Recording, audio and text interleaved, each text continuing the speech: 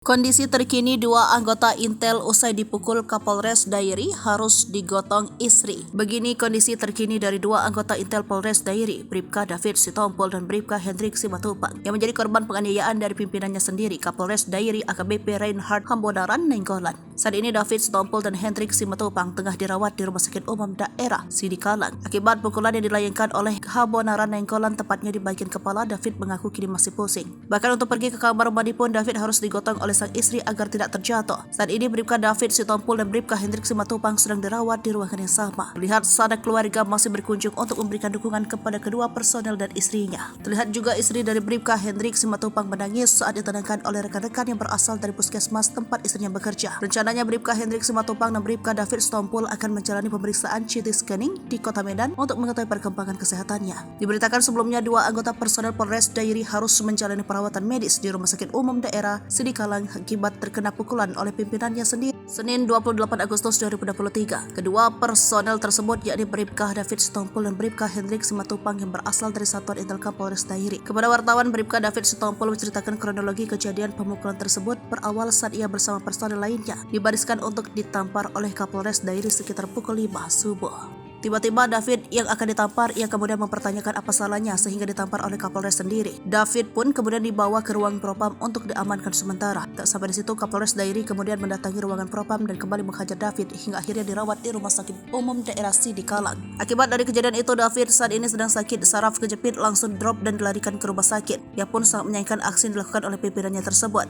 Pasalnya selama 17 tahun David bertugas di Polres Dairi, baru kali ini dihajar saat bertanya apa salahnya kepada pimpinan.